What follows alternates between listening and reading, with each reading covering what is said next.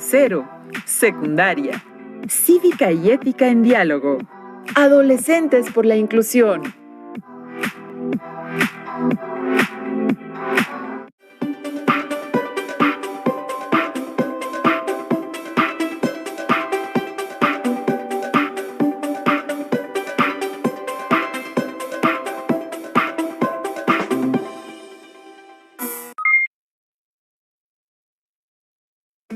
Estudiantes de los 3 grados de secundaria de todo el país, bienvenidas y bienvenidos a Cívica y Ética en Diálogo, un espacio que hemos preparado con el propósito de reflexionar sobre temas de interés para ustedes. Mi nombre es Nayeli Villatoro y les invito a quedarse con nosotros en esta sesión titulada Adolescentes por la Inclusión. No se muevan de su lugar, que ya comenzamos.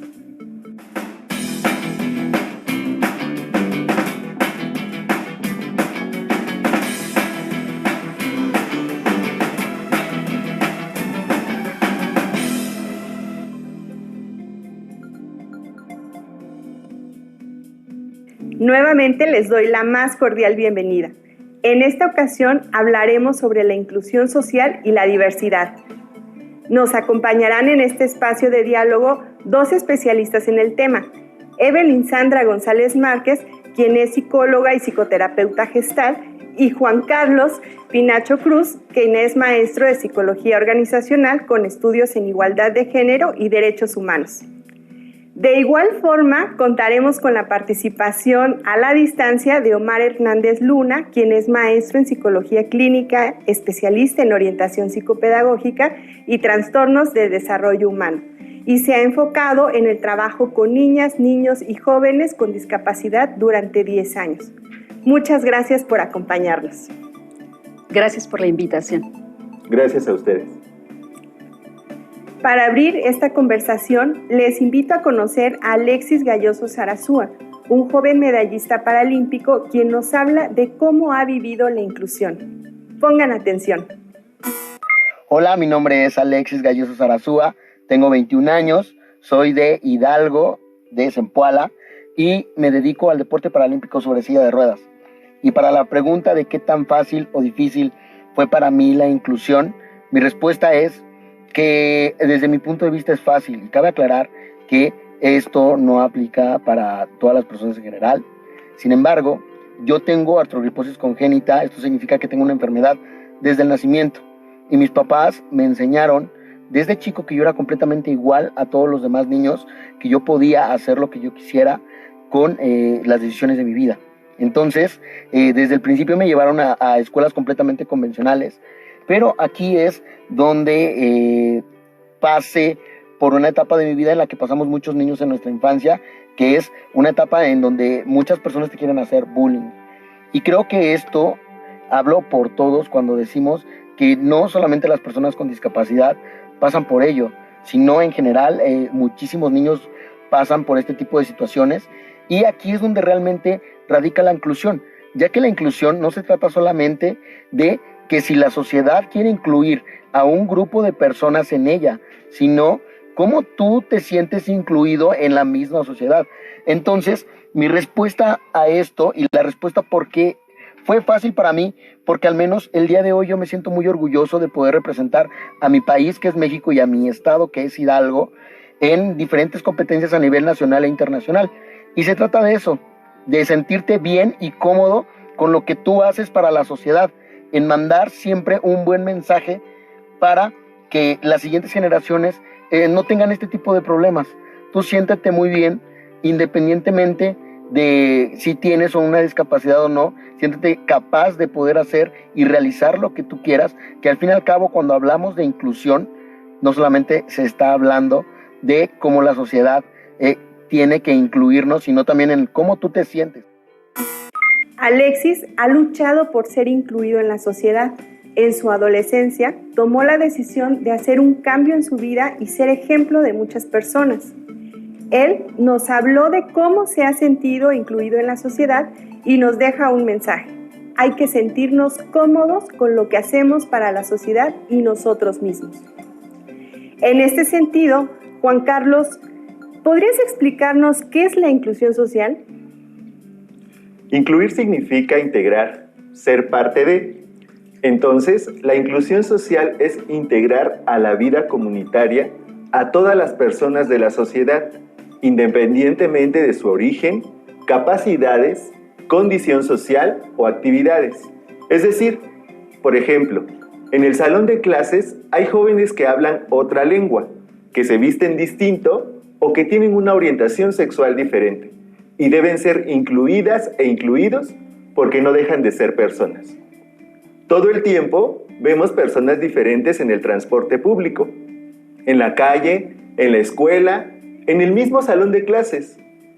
Y ser una persona diversa o diferente muchas veces es motivo de agresiones que lastiman física y emocionalmente. Por eso la inclusión social es un tema que nos atañe a todas y todos, debido a que la diversidad es una realidad en nuestra vida cotidiana. Efectivamente, algunos ejemplos de ello son las burlas, señalamientos e incluso los apodos que escuchamos cuando alguien es diferente. Estas acciones son muy comunes en la adolescencia, porque no se piensa en la incomodidad que la otra persona siente, ni se reflexiona en los comportamientos de discriminación o exclusión. Quisiera preguntarles si además de esto se puede decir que hay ciertos grupos de personas que se ven discriminados en mayor medida que en otros. Pues sí, es verdad que hay personas que son más discriminadas que otras. Esto se debe a que hay condiciones personales y grupales que la sociedad desconoce o rechaza. Por eso, aunque no debería ser así, tratamos diferente a esas personas. Para darles algunos ejemplos, las personas indígenas, las que viven con VIH, los adultos mayores, las niñas y los niños, las mujeres madres adolescentes o aquellas personas con orientaciones sexuales diferentes, se les considera vulnerables porque les pueden ser negados sus derechos, pueden ser discriminadas y se requiere de acciones sociales de inclusión que garanticen su dignidad. Ya que hablamos de discriminación, mencionemos que según el Consejo Nacional para Prevenir la Discriminación, es una práctica cotidiana que consiste en dar un trato desfavorable o de desprecio inmerecido a determinada persona o grupo. Los efectos de la discriminación son negativos y tiene que ver con la negación de la dignidad humana, la pérdida de los derechos y la desigualdad para acceder a ellos, lo cual puede llevar a la persona al aislamiento, a vivir violencia e incluso, en casos extremos, a perder la vida. Pero esto es un tema que se ha abordado desde las leyes. ¿Ustedes sabían que nuestra Constitución también aborda el tema de la discriminación? El artículo 1 constitucional establece que queda prohibida toda discriminación motivada por origen étnico o nacional, el género, la edad, las discapacidades, la condición social, las condiciones de salud, la religión, las opiniones, la orientación sexual, el estado civil o cualquier otra que atente contra la dignidad humana y tenga por objeto anular o menoscabar los derechos y libertades de las personas. Centrémonos en las causas que colocan a una persona o grupo en situación de vulnerabilidad. Evelyn, ¿nos explicarías un poco sobre ellas?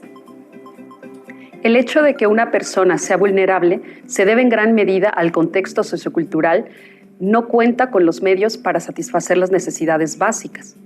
La vulnerabilidad es multifactorial, porque son muchas las características de una persona que pueden ponerla en riesgo. Es multidimensional, ya que se manifiesta de diversas formas y modalidades. Es integral porque afecta a muchas áreas de la vida de la persona o grupo, y es progresiva, puesto que se acumula, se intensifica y se vuelve efecto dominó. Si comprendemos lo anterior, entendemos que una persona no es en sí misma vulnerable, más bien es el contexto la que la pone en situación de vulnerabilidad. Por ejemplo, alguien del salón de clases que no puede caminar es vulnerable porque en la escuela no hay condiciones para que pueda realizar las actividades educativas. Si bien es cierto que las personas podemos ser discriminadas y excluidas, uno de los grupos considerados como más vulnerables son las y los adolescentes, ya que su edad y los cambios que viven les ponen frente a situaciones donde no pueden defenderse.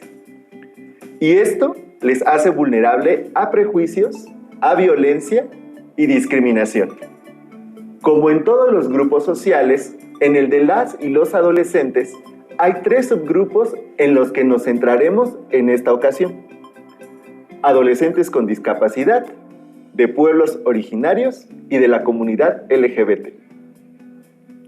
Recordemos que Alexis nos hizo reflexionar sobre muchos puntos al respecto, como el hecho de darle importancia a cómo uno mismo se siente incluido en la sociedad y cómo la guía de los familiares y conocidos nos da herramientas para sentirnos incluidos.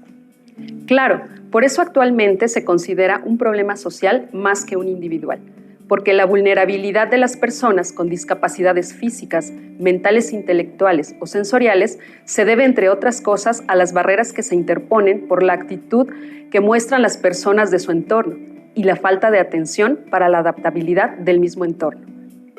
Esto impide su participación plena y efectiva en la sociedad. Es importante comentar que los tipos de discapacidad son la discapacidad física, es decir, la afección de cualquier órgano o sistema corporal. La discapacidad intelectual, que se refiere a la dificultad para aprender con rapidez. La discapacidad mental, el deterioro de la función y comportamiento de la persona. Y la discapacidad sensorial, que puede ser alguna afectación auditiva o visual. Me gustaría preguntarles, ¿con qué fuentes contamos para conocer el porcentaje de la población que tiene discapacidad? Quiero puntualizar que según la Organización Mundial de la Salud, del total de la población mundial es el 10% que viven con algún tipo de discapacidad y de este, el 80% de las personas con discapacidad viven en países en desarrollo. El 82% vive en condiciones de extrema pobreza. En México, según la encuesta nacional de la dinámica demográfica ENADIT, en 2018 residían 29.3 millones de niñas, niños y adolescentes de 5 a 17 años. De esta población, poco más de 580,000, el 2%, presenta alguna discapacidad. ¿Se dan cuenta cuántos individuos están incluidos en el foco de la exclusión social? Ahora, para hablar de la inclusión desde la discapacidad, queremos retomar el modelo social que tiene como premisa que lograrla significa la eliminación de barreras físicas, sociales y actitudinales, para que puedan participar completamente en la vida económica, social y cultural, disfrutando de un nivel de vida y bienestar que se considere normal en la sociedad en que ellas y ellos viven. Efectivamente, a veces no dimensionamos a la población que presenta alguna de todas las formas de discapacidad que nos han comentado. Al ser un tema que abarca muchas áreas, se requiere fomentar una cultura, políticas y prácticas de inclusión a todo nivel. ¿Cómo se puede lograr esto, Evelyn? Por ejemplo, a nivel legislativo se requiere de políticas que fomenten activamente y apoyen el cambio hacia la inclusión. A nivel social, la adopción de políticas de inclusión requiere de sensibilidad hacia el contexto y necesidades locales y el desarrollo de actitudes que fomenten una cultura de equidad, justicia social y respeto por la diversidad. Se debe procurar una colaboración más armoniosa y construir lazos en conjunto. Debemos llevar acciones desde varios niveles, pero también hay que tomar medidas de forma personal para lograrlo. Esto es algo de lo que nos habla Omar Hernández Luna.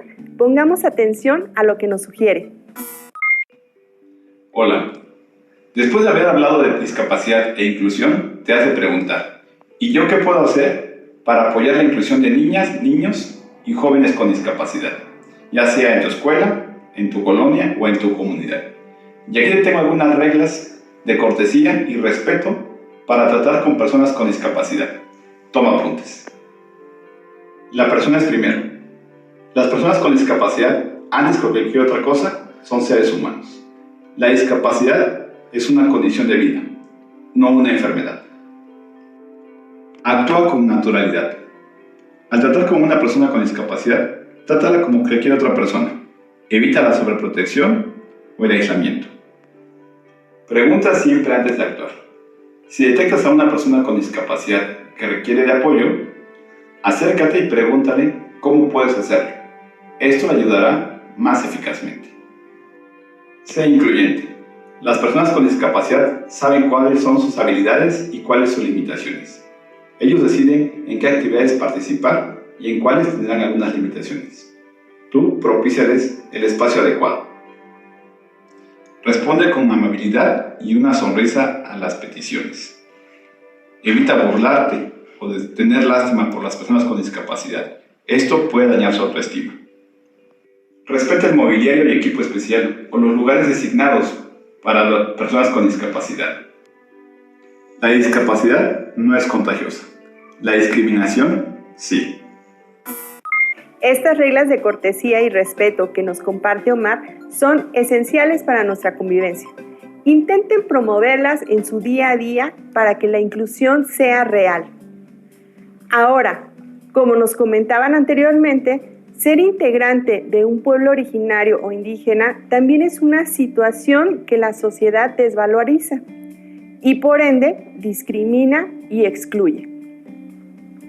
Antes que nada, tenemos que saber que se denomina como personas pertenecientes a pueblos originarios a toda aquella persona que pertenece a alguna comunidad indígena y debido a esto posee rasgos físicos específicos, una lengua y una cultura que proviene de sus antepasados.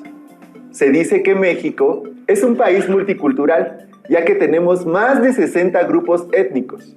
De hecho, en la encuesta intercensal de 2015 que realizó el INEGI en nuestro país, nos hace referencia a que, de la población total mexicana, el 10.1% es población indígena y se asientan en la quinta parte del territorio nacional.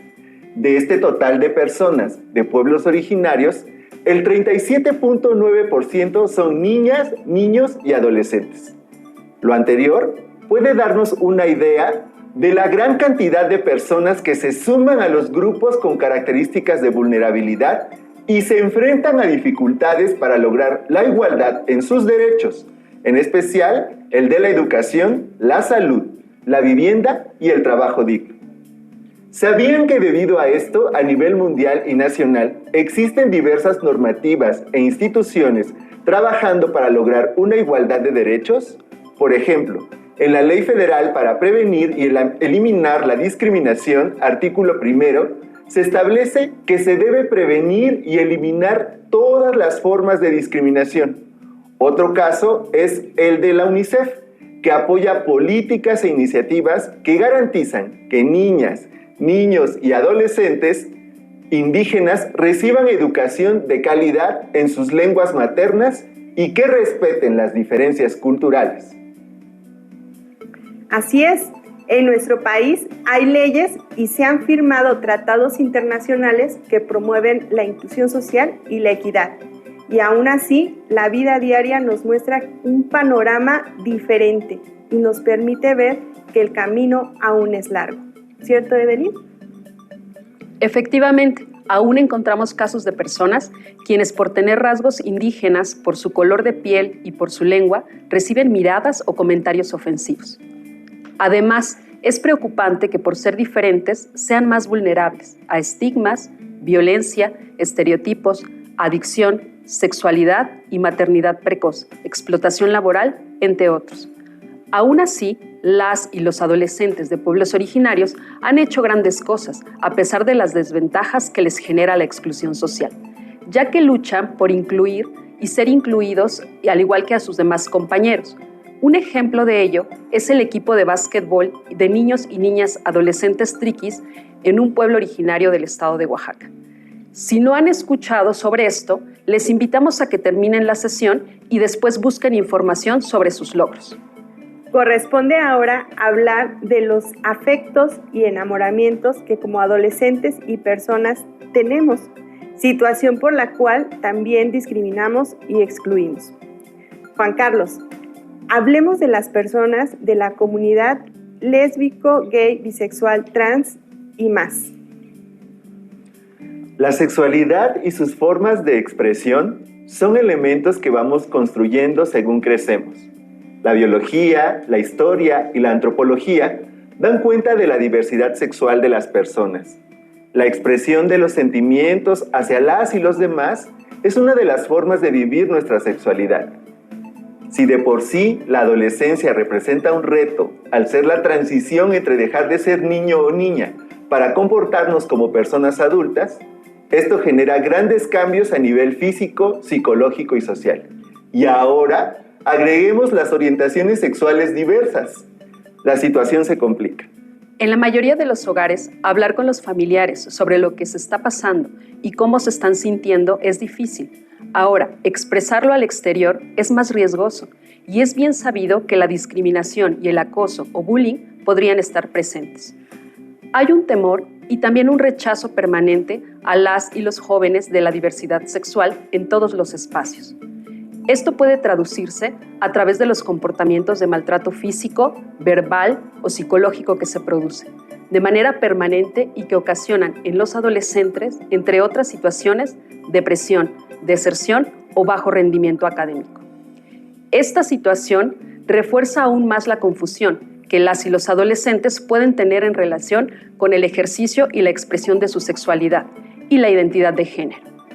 Nos hemos referido en esta sesión a estos 3 grupos vulnerables, pero eso no quiere decir que solo en ellos se den problemas de inclusión social.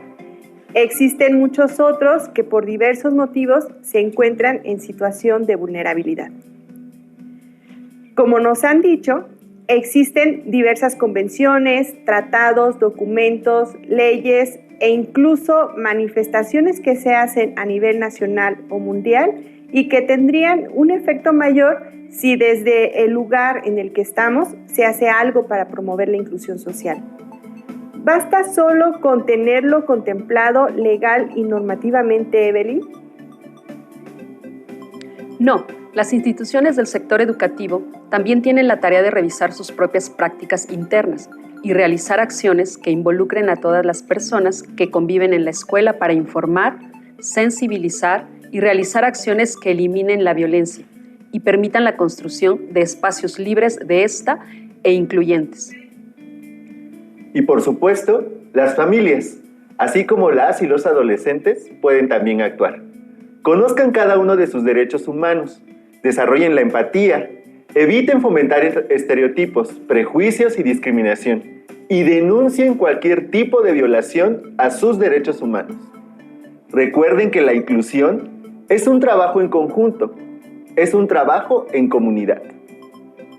Si deseamos terminar con la exclusión social, debemos trabajar en la familia y en la escuela para ser capaces de convivir con la diversidad desde la escucha, el diálogo y la empatía. Pero, ¿cómo y dónde podemos promoverlos, Juan Carlos? Muchos estudios nos refieren que debemos trabajar por una educación intercultural donde todas y todos los adolescentes tengan espacios y oportunidades para aprender y enriquecerse unos a otros y desarrollar una mentalidad flexible y abierta. Las familias, así como las y los adolescentes, también pueden actuar. ¿Cómo hacerlo para contribuir a estos cambios? Desarrollar la empatía es determinante. Pueden preguntarse qué sentiríamos si alguien nos tratara de forma diferente o desigual solo por ser diferente o tener alguna situación o característica en específico. Debemos tener claro que no se nace con empatía como se nace con el color de cabello. Las habilidades socioemocionales se aprenden y como todo aprendizaje se adquiere, se practica y se interioriza. Hay algunas actividades que pueden realizar en su vida diaria para desarrollar la empatía. Por ejemplo, cuando un amigo, familiar o conocido está viviendo una situación compleja, escúchenlo con todos sus sentidos. No solo oigan, observen sus reacciones emocionales. Imaginen qué pueden estar sintiendo y pregúntenle si es así. A esto le llamamos inmersión.